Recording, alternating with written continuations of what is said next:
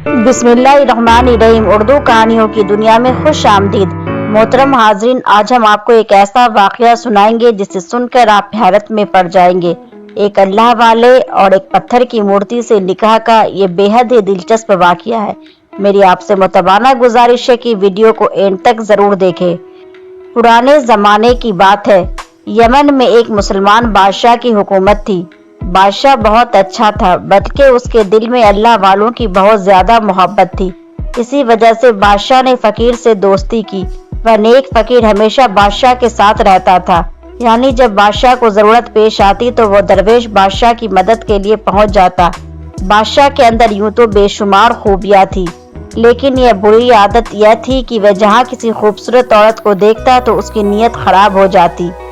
उसे फकीर ने कितनी बार समझाया कि बादशाह हुजूर, अगर आपको कोई औरत पसंद आ जाए तो बाकायदा उससे निकाह करे। इस्लाम में शादी करना बुरा नहीं है, निकाह करना बुरा नहीं है, लेकिन जिना करना बहुत बुरा है। आप जिस तरह गैर महरम औरत पर नजर रखते हैं, ये बहुत बुरी बात है। बादशाह उसकी सारी बात मानता, लेकिन यह बात नहीं मानता था, बल्कि अक्सर डांट देता और कहता कि देखो, मैं एक बादशाह हूँ, तुम्हारी हर बात नहीं मान सकता। तुम्हारे लिए यह बहुत है कि तुम मेरे दोस्त हो।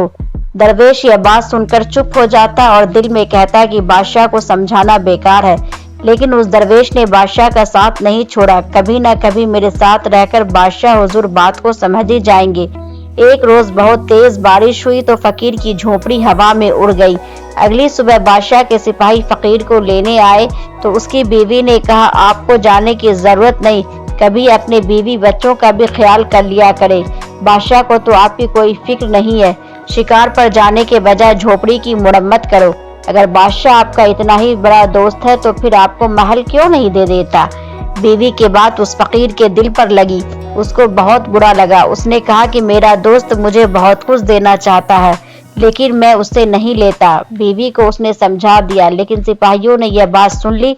सिपाहियों में से एक सिपाही ने बादशाह को यह सारी बात बता दी कि फकीर की बीवी आपके बारे में यह कह रही थी। आप उनके दोस्त हैं, लेकिन आज तक आपने उन्हें एक महल भी नहीं दिया। बादशाह ने कहा, मेरे दोस्त, मैं तुम्हें एक महल और तुम्हारे घर वालों के लिए उम्दा और कीमती सामान देना चाहता हूँ। यहाँ तक कि हमारे महल में जितनी कनीज और गुलाम है, उतनी ही तुम्हारी खिदमत में भी मामूर करवाना चाहता हूँ। तुम मुझे इजाजत दो। फकीर ने कहा, हरगिज नहीं। आपसे मैंने दोस्ती इसलिए नहीं की कि मैं आपसे महल लूं या आपकी दोस्ती का फायदा उठा लूं। मेरी बीवी ने ऐसे ही जज्बात में आकर यह बातें कह दी, लेकिन वह मेरी बात समझ चुकी है। रही बात झोपड़ी की, तो मैंने एक और झोपड़ी तामीर कर ली है। अगले रोज सुबह बादशाह और फकीर दोनों शिकार के लिए निकले तो फकीर ने घोड़े पर सवार होने के बजाय पहले की तरह पैदल चलने पर इसरार किया। जंगल पहुंचने के बाद बादशाह को प्यास महसूस हुई तो दरवेश ने बादशाह को रोककर एक जगह इंतजार करने को कहा और खुद पानी की तलाश में चला गया। फकीर को कुछ देर बाद एक तालाब नजर आया, जो कि उसे भी पानी की तलाश और प्यास भी लग रही थी। तो उसने सोचा, क्यों ना पहले पानी ही पी लूं, फिर बादशाह को यहाँ बुला लूंगा। लेकिन दोस्ती का तकाजा है, वफादारी जरूरी थी। पहले बादशाह को प्यास लगी थी। पानी पीते पीते फकीर रुक गया। अभी वह सोच ही रहा था कि मैं बादशाह हुजूर को यहाँ बुला लेता हूँ। उसकी नजर तालाब के करीब एक पत्थर की बुत पर पड़ी। करीब देखा तो एक खूबसूरत लड़की का बुत था। ऐसा लग रहा था कि बस उसके अंदर जान आ जाएगी और यह चलना शुरू कर देगी। उसे मालूम था कि बादशाह चाहे अल्लाह वाले को पसंद करने वाला क्यों न हो, लेकिन हसीन औरतों को बहुत पसंद करता है, और अगर उसने ये पत्थर की मूर्ति देख ली तो जरूर इसरार करेगा कि उसे हमारे महल में ले चलो। उसने करीब पड़ी झाड़ियों को उठाया और पत्थर की मूर्ति को उन झाड़ियों से छिपा दिया। अब वो बादशाह के पास गया, उसे तालाब का बताया तो दोनों तालाब पर पहुंचकर अपनी प्यास बुझाने लगे। फिर बादशाह ने फकीर को लकड़ियां लाने को कहा ताकि उन पर गोश्त पकाकर खाना खाया जा सके, और खुद वही आराम करने लगा। दरवेश करीबी गांव में लकड़ियां लाने चला गया। बादशाह यहाँ वहां का नजारा कर रहा था कि उसकी नजर झोपड़ियों पर पड़ी। उसे लगा झाड़ियों के दरमियान कोई चीज मौजूद है। यही सोचकर बादशाह झाड़ियों के पास गया तो पत्थर से बनी हुई एक मूर्ति झाड़ियों के अंदर उसे नजर आई। उसने झाड़ियों को हटाया तो देखा कि इतनी हसीन औरत तो उसने आज तक नहीं देखी थी। बस वह बेजान थी, हिल नहीं सकती थी। उस मूर्ति पर उसका दिल आ गया तो वह बादशाह तो पहले ही औरतों का शैदाई था, तो फकीर जब लकड़ियां लेकर आया तो बादशाह ने उसे हुक्म दिया कि तुम्हें हुक्म देता हूँ कि ऐ दोस्त इसे मेरे साथ ले चलो। फकीर ने कहा, लेकिन बादशाह हुजूर, यह मूर्ति यहाँ से हिल नहीं सकती और मुझे लगता है कि इसे किसी खास अकीदत बंदे ने यहाँ बनाया हुआ है, यानी किसी गैर मुस्लिम ने। हो सकता है वह उनकी मूर्तियां हो, वह उनकी देवी हो जिसकी यह पूजा करते हो। अगर आप इसे यहाँ अक्सर ले जाएंगे तो बिला वजह कोई दंगा फसाद ना हो जाए। बादशाह का उस मूर्ति पर दिल बुरी तरह आ गया था, लेकिन उसे उस दरवेश की बात सुनकर बहुत नागवार गुजरा। उसने कहा, तुम कौन होते हो मुझे इस बात की सलाह देने वाले कि मैं उस मूर्ति को यहाँ से उठाऊं या ना उठाऊं? मैं इस सल्तनत का बादशाह हूँ, अब चाहे यह मूर्ति किसी गैर मुस्लिम की क्यों ना हो, मुझे यह पसंद आ चुकी है और मुझे इसे अपने महल में लेकर जाना है। दरवेश ने बहुत समझाया, बादशाह हुजूर, आप इस तरह ना कीजिए, क्योंकि ऐसा करने से लोग आपके खिलाफ हो जाएंगे। सब आपकी इज्जत करते हैं, आपने कभी भी किसी गरीब के साथ कोई बुरा सलूक नहीं किया, लेकिन आज इस औरत की मूर्ति की वजह से जो कि बेजान है, आप मेरी दोस्ती पर उंगली उठा रहे हैं। पहले इन दोनों दोस्तों के बीच अल्लाह था, तभी मोहब्बत थी, अब आ चुकी थी एक औरत की मूर्ति। उस औरत की वजह से दो दोस्तों के बीच दरार आ गए। दरवेश तो अल्लाह वाला था ही, लेकिन बादशाह उस औरत की वजह से अपनी दोस्ती को कुर्बान कर रहा था। बादशाह ने कहा, आज से मैं तुम्हारी शक्ल नहीं देखना चाहता, तुमने हमारा हुक्म ना मानकर बहुत बुरा किया है। दरवेश ने आजिजी से कहा, बादशाह हुजूर, मैं आपका खैर खा हूँ, आपकी भलाई के लिए कह रहा हूँ। अगर आपने इस मूर्ति को हाथ लगाया तो मुझे लगता है कि यहाँ पर कोई ना कोई आफत आ सकती है। आपको नहीं पता, आने वाली आफत को मैं महसूस कर रहा हूँ, बल्कि अल्लाह ताला हर मुसीबत को दूर करने वाले हैं। आप अल्लाह के हुजूर दुआ करें कि यह मुसीबत टल जाए।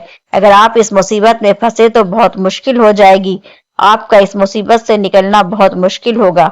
बादशाह ने देखा कि एक फकीर फटे पुराने कपड़ों में, जिसका हाल बहुत बुरा है, बादशाह की बराबरी में खड़ा होकर कह रहा है कि बादशाह हुजूर, अब मेरी बात को समझे।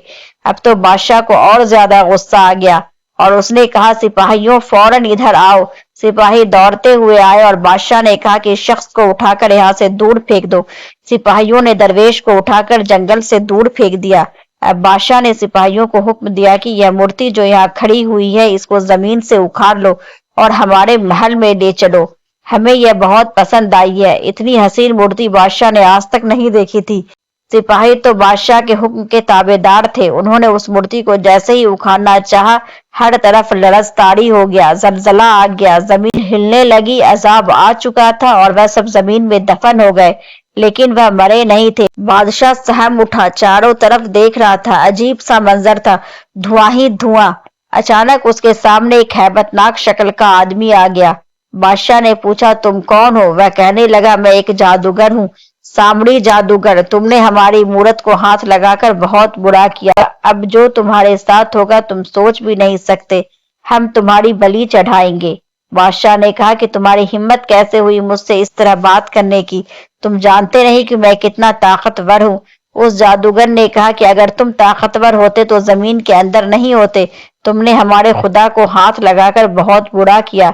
यह पत्थर की देवी जिस पर तुमने अपना नापाक हाथ लगाया और उसे उखाड़ कर तुम अपने महल में लेकर जाना चाहते थे, हमारी यह मूरत अपने साथ ले जाकर क्या साबित करना चाहते थे कि तुम मुसलमान कुछ भी कर सकते हो?